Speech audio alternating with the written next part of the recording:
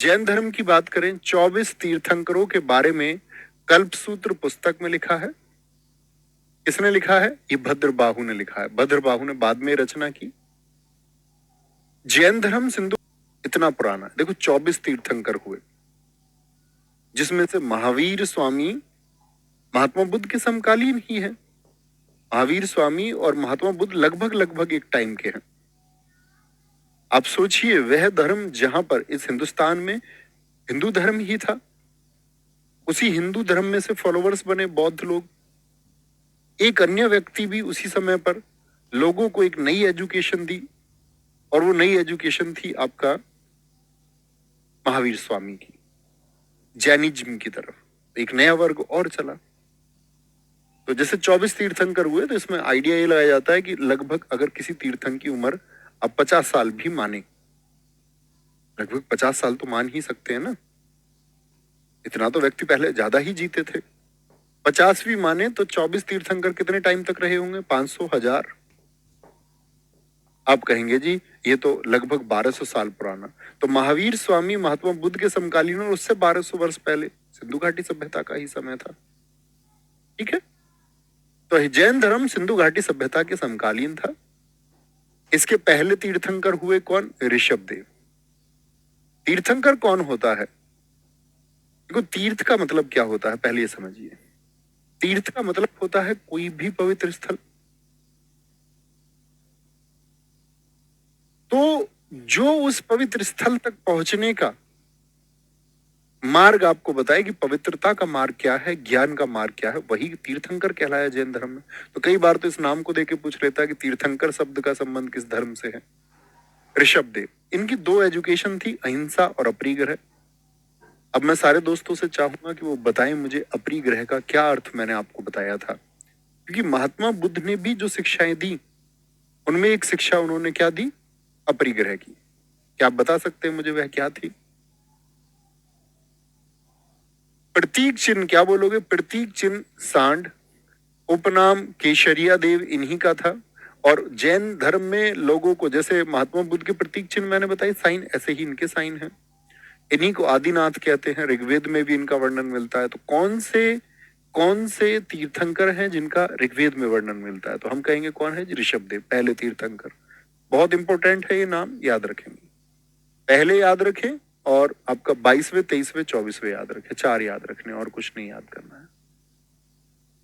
इनके 2 पुत्र हैं, एक तो भरत है। तो जैनिज्म के अनुसार ये माना जाता है कि इनके पुत्र भरत के नाम पर भारत है। और एक महाबली और बाहुबली है। फिर से मैं कहता हूं, महिष्मती वाले बाहुबली नहीं, कभी वो बाहुबली समझ लो। तो इनकी मूर्ति है श्रवणबेल गोला में, जिसको एक शासक थे, उनके मंत्री चामुंडा राय ने बनवाया था। ठीक है, क्या आप बोलेंगे? बाहुबली की मूर्ति बैठे हुए हैं, बाहुबली भी। ठीक है, किसने बनवाई है? आपका चामुंडा राय। अब लोग कहते हैं जी आपने कहा था पहली मानव प्रतिमा बौद्ध की पूजी गई, तो ये तो महात्मा बुद्ध से भी पुराने हो गए। अगर ये पहले तीर्थंकर के समय है, तो तब इनकी पूजा नहीं हुई है। ये चामुंडा राय ने आधुनिक समय में बनवाई है। बहुत बढ़िया, संजीव कुमार जी ने कहा है, धन का बहुत अधिक संचय ना करना। वेरी गुड, बहुत शाबाश। प्रदीप जी का ऋषभदेव, एक नाम याद रख लेना। दूर से तीर्थंकर अजीतनाथ है, जिनका प्रतीक चिन्ह हाथी। तीसरे संभवनाथ घोड़ा। 21वें तीर्थंकर नमीनाथ, जिनका नीलकमल। ये हम 22वें से याद रख लेना भैया जरूर। प्रतीक चिन्ह भी 22वें तीर्थंकर कौन हुए? अरिष्टिनेमी। अरिष्टिनेमी, ये आप लोग याद कर सकते हैं। 23वें तीर्थंकर हुए पार्श्वनाथ। कौन? पार्श्वनाथ। अच्छा, मैंने आपको बताया था कि पार्श्वनाथ के पिता का क्या नाम है, इसी इतिहास की क्लास में बताया था। क्या आप बता सकते हैं?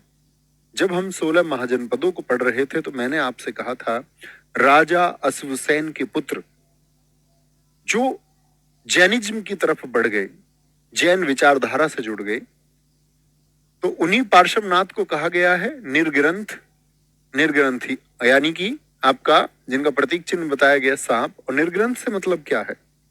निर्ग्रंथ का मतलब होता है कि जो व्यक्ति बंधनों से मुक्त हो गया हो। अब यहाँ पर बहुत सारे लोग समझ लेते हैं कि बंधन का मतलब तो रिलेशन से मुक्त होना है। कुछ लोग सोचते हैं कि हमको अपने माता पिता से मुक्त हो जाना चाहिए, माता पिता हम सफल नहीं होते तो ठीक से व्यवहार नहीं करते। कुछ लोग अपने संबंधों से छुटकारा पाते, लेकिन दरअसल में ये लोग संबंधों के छुटकारे की बात नहीं करते थे। वह तो इनका छूट जाता था इस एक प्रोसेस में कि यह छुटकारे की बात करते थे उन तमाम गलत गतिविधियों से जो आपके लिए कष्ट का कारण बनती है। चाहे लालच हो, चाहे क्रोध हो, चाहे ईर्ष्या हो, या कोई भी ऐसा संचारी भाव जो मन में पैदा होता हो जो आपको कष्ट दे।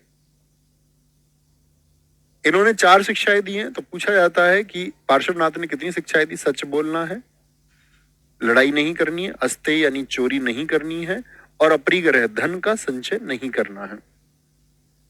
अस्तेय मतलब चोरी ना करना, किसी की परमिशन के बगैर कुछ ना लेना है। ऐसा नहीं तुमने किसी के पैसे चुरा लिए तो ही चोरी है, बिगर अनुमति के कुछ लेना वो चोरी है।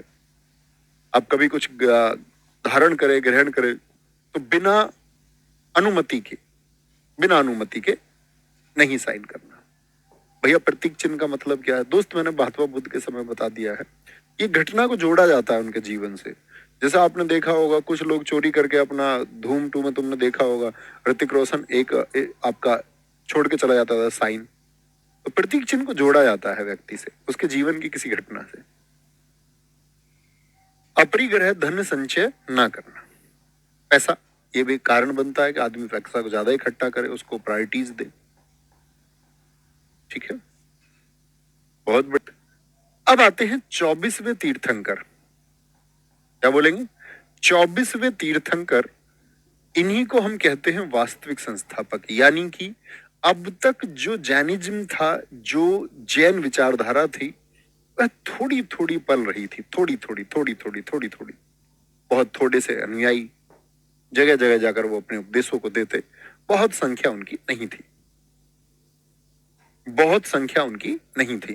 तो बहुत संख्या नहीं थी तो वास्तविक संस्थापक किसको कहेंगे? एक तो होता है किसी राज्य का वास्तविक संस्थापक जो राज्य की सीमाओं को बढ़ा दे, उस राज्य को शक्तिशाली करे, उस राज्य की सीमाओं को सुरक्षित करे। लेकिन जब धर्म के वास्तविक संस्थापक की बात आती है तो इसका मतलब होता है कि जो धर्म का प्रचार अधिक करे, जो शिक्षाओं को दूर तक पहुंचाए। यही काम किया महावीर स्वामी ने। लेकिन इन्होंने 5वीं शिक्षा जोड़ी जिसका नाम था ब्रह्मचर्य। ब्रह्मचर्य का मतलब किसी स्त्री की तरफ ना देखना। आप किसी स्त्री की तरफ देखें ही ना। इन्होंने बचने की बात की। तो बाद में लोगों ने कहा कि इस तरह तो जैन धर्म बहुत सीमित रह जाएगा। जिन लोगों की शादियां हो चुकी हैं वो जैनिज्म को क्यों स्वीकार करेंगे, और पत्नी सब छोड़ करके आ जाएंगे तो बड़ा मुश्किल हो जाएगा। तब उन्होंने जिन लोगों का गृहस्थ है, जिनकी शादी हो चुकी, उनके लिए अणुव्रत भी बनाए, जिनको आसान नियम कहा गया। महिलाओं के लिए भी नियम बनाए। और उन्होंने बोला ठीक है, शादी हो चुकी तो अपनी पत्नी के अलावा किसी अन्य को नहीं देखेंगे। तो ये 5वीं शिक्षा थी ब्रह्मचर्य की। ठीक है, प्रतीक चिन्ह इनका क्या है? शेर और सिंह है, एक ही बात है। जन्म, अब बताइए महात्मा बुद्ध का जन्म कब हुआ था? महात्मा बुद्ध का जन्म कब हुआ था? तो आप बोलेंगे 563 ईसा पूर्व में। इनका 540 ईसा पूर्व में हुआ। यानी कि मैं कहूं तो महात्मा बुद्ध के जन्म के 23 साल बाद, जब महात्मा बुद्ध आपका अपने वैवाहिक जीवन को व्यतीत करे थे, उस समय पर इनका जन्म हुआ। इनका जन्म हुआ वैशाली में। 468 बीसी में इनकी मृत्यु हुई। पावापुरी पटना में ये दिवाली के दिन इनकी मृत्यु हुई। ये कॉमन फैक्ट्स हैं जिनको आप जान सकते हैं, बहुत पूछा भी जाता है। जो जन्म है वह 599 भी आपको देखने को मिलता है, जिसके बारे में बहुत सारे लोग कहते हैं 599। ठीक है, सोएब मलिक जी एकदम